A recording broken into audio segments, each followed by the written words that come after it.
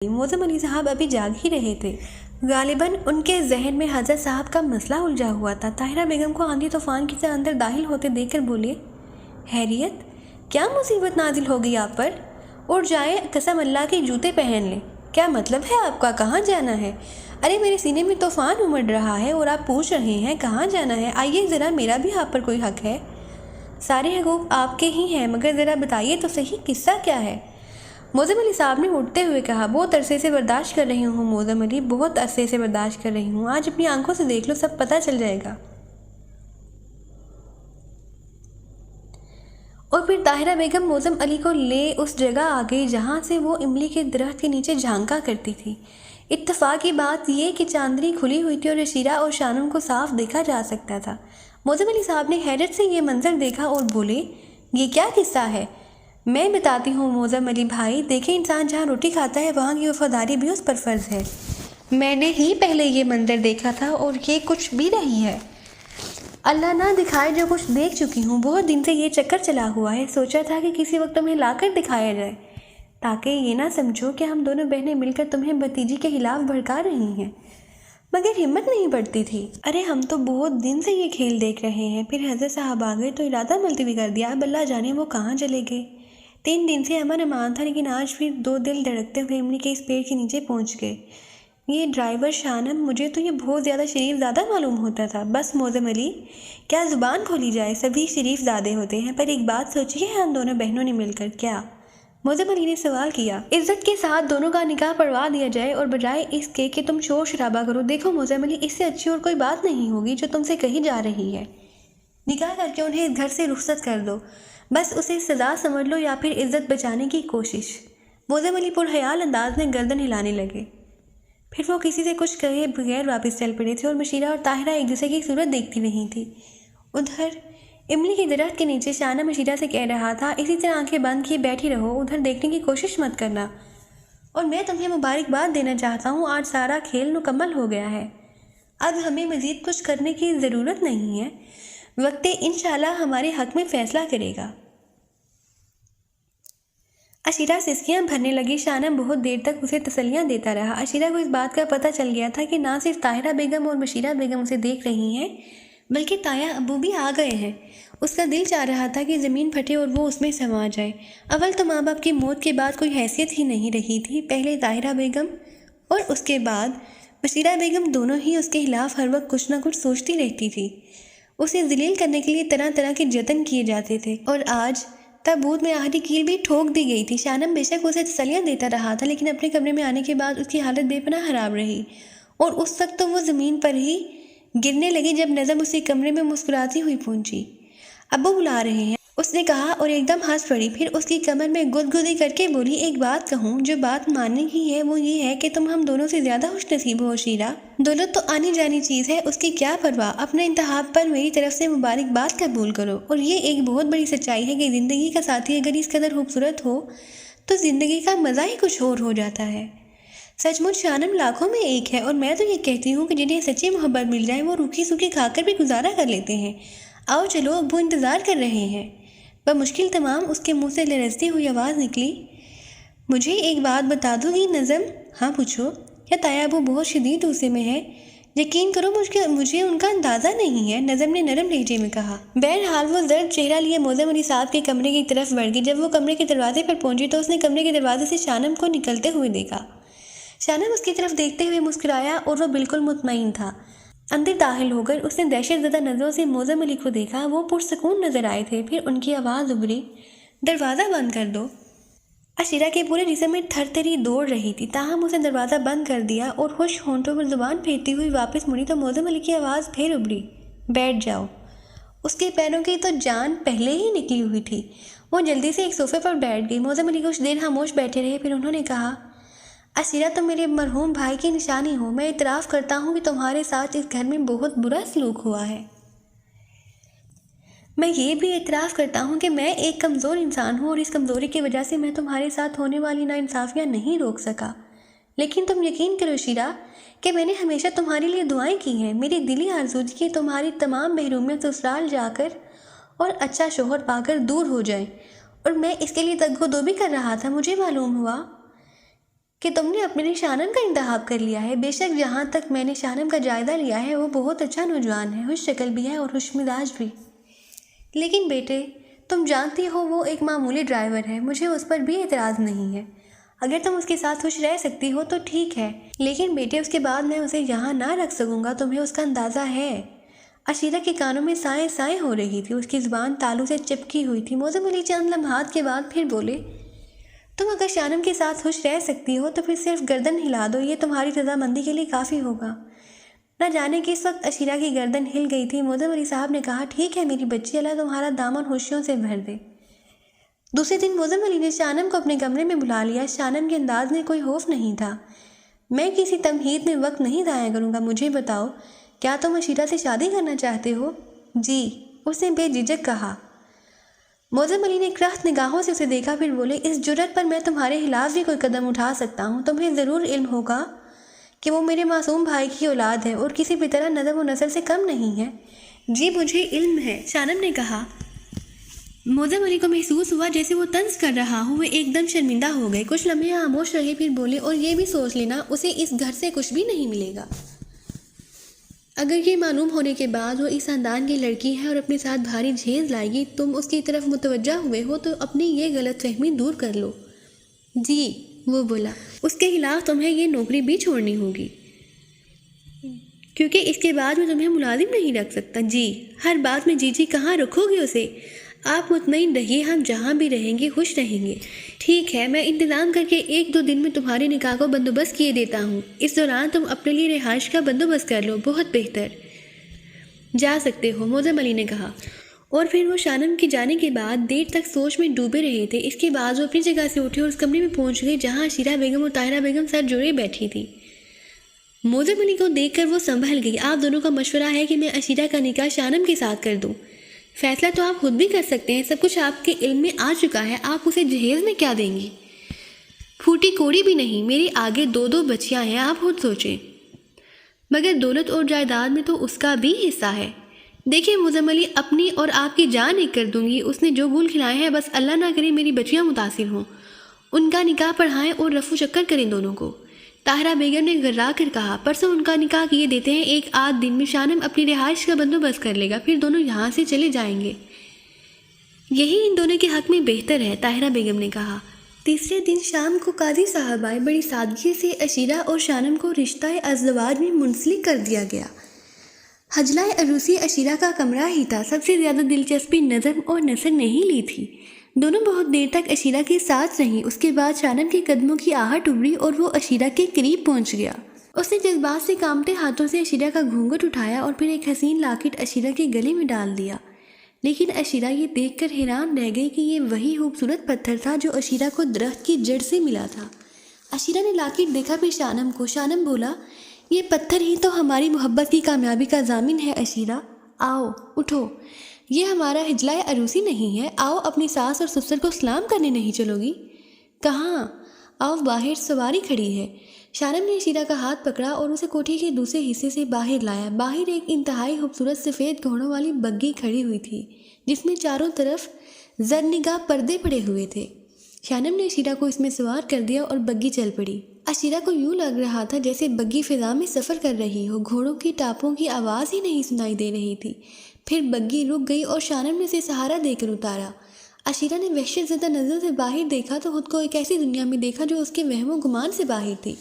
وہ سنگ مرمر کا ایک عالی شان محل تھا، چاروں طرف قیمتی زر و جواہر جڑے ہوئے تھے، 2 طرفہ حسین و جمیل عورتیں پھول نشاور کرنے کے لیے کھڑی تھیں اور سامنے ایک تخت پر 2 مومر افراد بیٹھے ہوئے تھے جن میں ایک خاتون اور دوسرا مرد تھا۔ میرے ماں باپ، شانم نے سرگوشی کی۔ خوش آمدید دلہن، ہمیشہ خوش رہو۔ دونوں نے دعائیں دی اور زر و جواہر اس پر نثار کیے جانے لگے۔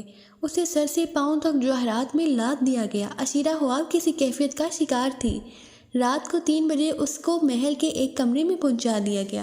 عشیرہ پاگلوں کی طرح اس کمروں کو دیکھ رہی تھی جسے ہیروں کی لڑیوں سے سجایا گیا تھا۔ کمرے کی دیواروں میں بھی ہیرے جڑے ہوئے تھے جن سے کوسوں قزح منتشر ہو رہی تھی۔ سامنے ہی سونے کا چھپر خط موجود تھا۔ عشیرہ نے بے قراری سے پوچھا، شانم یہ سب کیا ہے؟ تمہارا گھر ہے عشیرہ؟ تم کچھ تمہارا ہے تو تم وہ معمولی سی نوکری کیوں کر رہے تھے؟ تمہارے لیے عشیرہ، اس رات میں نے تمہیں شاہ غازی کے مزار مبارک پر دیکھا تھا، بس میں نے خود کو تمہارے لیے وقف کر دیا، اور پھر جو کچھ بھی کیا وہ تمہارے علم میں ہے۔ میرے والدین نے مجھے خوشی سے اجازت دے دی کہ اگر تم اعتراض نہ کرو تو، مگر نہ جانے کیا کیا ہوا ہے۔ بہت سی ایسی باتیں جو میری سمجھ میں آج تک نہیں آئی۔ وہ نہ جانے کون تھا جو میرے سارے کام کر دیتا، عشیرہ بولی۔ آہستہ آہستہ سب سمجھ میں آ جائے گا ملکہ عالیہ، شانم نے مسکراتے ہوئے کہا۔ 100 سال بعد شمالی یمن کے دارالحکومت صنعا سے 400 کلومیٹر دور شہر المروجہ کے نواحی علاقے میں ایک چھوٹی سی عمارت تھی جو آبادیوں سے بہت دور ایک ایسے علاقے میں واقع تھی جہاں دور دور تک انسانی گزر نہیں ہوتا تھا۔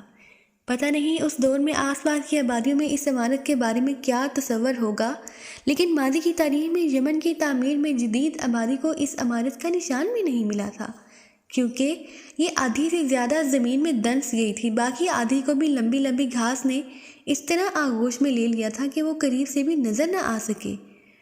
سن 1990 میں اس پراسرار عمارت میں احمد صلاغی اپنی نوجوان پوتی اور خوبصورت شریر سے پوتی کے ساتھ آیا اور اس نے عمارت کے تمام دروازے بند کرائے۔ اب ہم کم از کم 100 سال کے بعد اس عمارت سے باہر جائیں گے۔ ہاں، پورے 100 سال بعد۔ لیکن دادا ابو، کیا دنیا واقعی ان 100 سالوں میں اتنی ہی سائنسی ترقی کر چکی ہوگی جتنا ہمارا خیال ہے؟ خوبصورت نوجوان لڑکی کے جس کا چہرہ حسن اور معصومیت کی تصویر تھا سوال کیا۔ امکانات تو ہیں، احمد صلاغی نے کہا۔ احمد صلاغی کا باپ تانبے کا سب سے بڑا تاجر تھا اور یمن کے معززین میں شمار ہوتا تھا۔ اس کی خواہش تھی کہ اس کا بیٹا اسی کاروبار کو ترقی دے، لیکن احمد صلاغی پیدائشی سائنسدان تھا۔ اس نے اپنی پوری زندگی سائنسی تجربات میں گزاری تھی اور باپ کی موت کے بعد بھی وہ یہی سب کچھ کرتا رہا تھا۔ اس نے شادی بھی کی تھی اور جوان ہونے کے بعد اپنے بیٹے کو کاروبار میں لگا دیا تھا، لیکن خود وہ اپنی سائنس کی دنیا میں کھویا رہتا تھا۔ یہ عداوت اس نے آبادیوں سے دور اپنے سائنسی تجربات کے لیے کی تھی۔ اس کے بیٹے کے ہاں 2 بچے پیدا ہوئے، ایک بیٹی اور ایک بیٹا۔ ایک ٹریفک کے حادثے میں اس کا بیٹا اور بہو ہلاک ہو گئے۔ پوتی اور پوتے کی ذمہ داری اس پر آ پڑی تھی۔ اسی نے ان کی تربیت اور پرورش کی تھی اور دونوں کے دونوں اس کے سائنسی جنون کے شریک کار ہو گئے تھے۔ نت نئے تجربات کا شوق انہیں بھی اپنے دادا کی طرح تھا۔ دنیا سائنسی ارتقاء میں گزر رہی تھی، لیکن احمد صلاغی بہت آگے نکل چکا تھا۔ میں دنیا کو بہت دور تک دیکھنا چاہتا ہوں، وہ اپنے پوتی پوتی سے کہتا۔ لیکن کیسے؟ اس پر تجربہ کر رہا ہوں۔ پھر ایک دن اس نے ان دونوں سے کہا، کیا تم 100 سال کی نیند سونا پسند کرو گے؟ اس کے بعد کیا ہوگا؟ ہم جاگ کر 100 سال بعد کی دنیا دیکھیں گے۔ آہا، واقعی یہ تو ایک دلچسپ تجربہ ہوگا، ریحان صلاغی نے کہا۔ اس وقت تک دنیا نے کافی ترقی کر لی ہوگی، گزرے ہوئے دور کی کہانی کہیں نہ کہیں محفوظ ہوگی۔ ہم دیکھیں گے کہ ہمارے پیچھے کیا کیا ہوا۔ ٹھیک ہے، دونوں بچوں نے خوشی سے کہا۔ ان کے ذہن میں کوئی تشویش یا ناکامی کا خیال تک نہیں تھا۔ ان کو اپنے دادا پر اعتماد تھا اور یہ اعتماد بے معنی نہیں تھا۔ آج 200 سال بعد کی دنیا دیکھ رہے تھے، انوکھی، عجیب اور خوبصورت دنیا۔ ان کی آنکھیں اچنبھے سے پھیلی ہوئی تھی خوبصورت لباس میں۔ ملبوس لڑکی نے اپنے بال سمیٹتے ہوئے کہا، میں تو سب سے پہلے وہ سائنس میوزیم دیکھوں گی جس میں اس دنیا کے 100 سال محفوظ ہوں گے۔ ہمیں یہاں بہت کچھ تلاش کرنا ہوگا۔ میوزیم کی تلاش سے پہلے ہمیں سمندر تلاش کرنا چاہیے جو ہمیشہ چلتا رہے۔ کیوں نہ ہم اس چیز کو سب سے پہلے دیکھیں جو ہمارے سامنے ہے۔ میری مراد اس وسیع عمارت سے ہے جو ہمیں سامنے نظر آ رہی ہے۔ ادھر دیکھو، وہ کیا ہے؟ لڑکی نے ادھر دیکھتے ہوئے کہا، یہ پہلے تو یہاں نہیں تھی۔ جو کچھ آس پاس نظر آ رہا ہے وہ بھی تو یہاں نہیں تھا۔ آؤ۔ تینوں آگے بڑھ گئے اور کچھ دیر کے بعد وہاں پہنچ گئے۔ غالباً یہ کھیل کا میدان ہے۔ کیا میں اس کے بڑے آہنی پھاٹک کی دوسری طرف دیکھوں؟ عمر نے کہا اور کسی جواب کا انتظار کیے بغیر اچانک فضا میں سیدھا سیدھا بلند ہونے لگا۔ بالکل یوں لگا تھا جیسے وہ کسی نظر نہ آنے والی لفٹ کے ذریعے اوپر اٹھا ہو۔ یہ کیا بدتمیزی ہے ریحان؟ احمد صلاغی نے کرہت لہجے میں کہا اور ریحان نے چونک کر نیچے دیکھا۔ بے وقوف، نیچے اترو۔ ہم 100 سال بعد کی دنیا میں ہیں۔ ابھی کسی کو ہمارے بارے میں کچھ پتہ نہیں ہونا چاہیے۔ کون جانے اس دنیا کے رنگ ڈھنگ کیسے ہیں۔ اس بار احمد صلاغی نے کافی سخت لہجے میں کہا اور انہیں غصے میں دیکھ کر ریحان صلاغی آہستہ آہستہ واپس لوٹنے لگا۔ اس کی واپسی بھی اسی طرح کی تھی، گویا لفٹ میں کھڑا ہوا اور لفٹ نیچے اتر رہی ہو۔ تم آئندہ اس قسم کی کوئی حرکت نہیں کرو گے، احمد صلاغی بددستور کرہت لہجے میں بولا۔ لیکن کیوں دادا ابو؟ ریحان کی آنکھوں میں معصومیت تھی۔ پاگل، تمہاری یہ حرکت نئے دور کے انسانوں کو تمہارے بارے میں طرح طرح کی باتیں سوچنے پر مجبور کر دے گی۔ یہ لوگ توانائی کے استعمال سے ابھی اتنے واقف نہیں ہوئے ہوں گے اس کا اندازہ مجھے ہو گیا ہے۔ بالکل ٹھیک کہہ رہے ہیں دادا ابو، ہمیں دیکھنا تو چاہیے کہ 100 سال بعد کی دنیا 100 سال میں کتنی ترقی کر چکی ہے۔ میں نے تمہیں 100 سال بعد کے لیے اس لیے تیار نہیں کیا تھا کہ تم فوراً ہی دوسرے لوگوں کو تماشا سمجھ لو۔ سچی بات یہی ہے کہ زریجہ، میں یہی چاہتا تھا کہ اگر ہم 100 سال کے بعد جاگتے ہیں تو ممکن ہے کہ یہ دنیا ہم سے بھی 100 سال آگے نکل چکی ہو، چونکہ ہم نے اپنے تجربات روک دیے تھے، کیا سمجھے؟ خبردار، آنکھیں بند کر کے اپنی طاقت کو استعمال نہیں کرنا، بلکہ ہمیشہ ذہانت سے کام لینا۔ چلو زریجہ، تم یہ تالا کھولو۔ زریجہ نے اپنی آنکھوں کی توانائی تالے پر مرکوز کی، تالا چرچرایا اور پھر ٹوٹ کر نیچے گر پڑا۔ فولادی پائپوں کے بلند و بالا پھاٹک کے پٹ خود بخود کھلتے چلے گئے اور وہ اسٹیڈیم کا جائزہ لینے لگے۔ بظاہر وہاں کوئی نہیں تھا۔ چند لمحے انہوں نے انتظار کیا اور اس کے بعد واپس بڑے دروازے پر آ گئے۔ اس وقت تالا اپنی جگہ سے بلند ہوا اور کنڈے میں جا کر اسی طرح پھنس گیا جس حالت میں وہ پہلے تھا۔ احمد سلاغی کے باریک باریک شفاف ہونٹوں پر مسکراہٹ تھی، گویا 100 سال پہلے اس نے جن تجربات کے تحت اپنی پوتی اور پوتے کو طاقتور ترین بنا دیا تھا، ان کے اندر وہ توانائی جوں کی توں موجود تھی۔ لیکن وہ سوچتے ہوئے کسی قدر پریشانی کا شکار بھی ہو گیا۔ وہ یہ اندازہ لگانے کی کوشش کر رہا تھا کہ یہ دونوں بچے 100 سال تک سوتے رہے ہیں۔ ان کے اندر توانائی بے شک ہے، لیکن وہ دنیا کے رنگ ڈھنگ نہیں جانتے، اور پھر یہ بھی ممکن ہے کہ اس دنیا کے طور طریقے بدل گئے ہوں۔ پہلے انہیں سمجھا لیا جائے، اس کے بعد ان سے کہا جائے کہ وہ صرف ضرورت پڑنے پر اپنی طاقت کا استعمال کریں۔ پھر احمد سلاغی انہیں لے کر آگے بڑھ گیا۔ اگرچہ صبح ابھی صحیح طرح نمودار نہیں ہوئی تھی، لیکن انہیں ان راستوں کا علم تھا جو 100 سال پرانے تھے۔ کچھ راستے جوں کے توں تھے، کچھ میں تبدیلیاں ہوئی تھیں۔ وہ تھوڑی دور گئے تھے کہ انہیں ایک ٹیکسی نظر آ گئی۔ ٹیکسی ڈرائیور نے ان تینوں کو حیرت سے دیکھا اور پھر انہیں اپنی ٹیکسی میں بٹھا لیا۔ لیکن اس وقت خود ریحان سلاغی اور اس کے بعد زریجہ کو حیرانی ہوئی جب احمد سلاغی ان کے ساتھ ٹیکسی میں نہیں بیٹھا تھا، بلکہ اس نے ٹیکسی ڈرائیور کو ایک ایڈریس سمجھاتے ہوئے کہا، ان بچوں کو اس ایڈریس پر پہنچا دو۔ ساتھ ہی احمد سلاغی نے دونوں بچوں کو کچھ ہدایات دیں۔ اس کے بعد خود اسی علاقے کی طرف واپس چل پڑے جہاں سے انہوں نے یہاں تک کا سفر کیا تھا۔ ادھر زریجہ اور ریحان حیرت سے 100 سال بعد کی دنیا کو دیکھ رہے تھے۔ ٹیکسی کچھ ہی لمحوں کے بعد شہر میں داخل ہو چکی تھی، جہاں صبح ہونے کی وجہ سے کافی ٹریفک نظر آ رہا تھا، لیکن ٹیکسی ڈرائیور بہت ماہر معلوم ہوتا تھا۔ وہ رش میں اس طرح گاڑی چلا رہا تھا کہ وہ دونوں اچھل اچھل جا رہے تھے۔ وہ کبھی ٹیکسی کو تیر کی طرح چھوڑ دیتا اور کبھی پوری قوت سے بریک لگاتا۔ ایسا معلوم ہوتا تھا جیسے وہ کاروں سے ریس لگا رہا ہو۔ پھر ایک فوکس ویگن نے اس کا راستہ روکا اور ٹیکسی ڈرائیور بمشکل ایک خطرناک ٹرن کاٹ کر اپنی ٹیکسی کو بچا سکا۔ اس کے ساتھ ہی بڑبڑاتا رہا، پتہ نہیں ان لوگوں کو سڑکوں پر گاڑی چلانے کی کیا ضرورت ہے، اگر اتنے ہی آرام سے جانا ہے تو پیدل ہی چلے جائیے۔ اس بات پر زریجہ کو ہنسی آ گئی۔ بہرحال وہ 100 سال کے بعد کی دنیا میں آ کر بہت خوش تھے۔ انہیں اندازہ ہو رہا تھا کہ ان کی دلچسپی کے لیے کافی سامان ہے۔ 100 سال پہلے جب وہ گہری نیند سوئے تھے تو ان کے دادا ابو احمد سلاغی نے ان پر بہت سے تجربات کیے تھے، لیکن احمد سلاغی کا کہنا تھا کہ جس دور میں وہ جی رہے ہیں اس دور میں یہ تجربات بے مقصد ہیں، کیونکہ سائنس سو رہی ہے اور اس سوتی ہوئی سائنس میں وہ اپنے لیے کوئی مقام نہیں بنا سکتے۔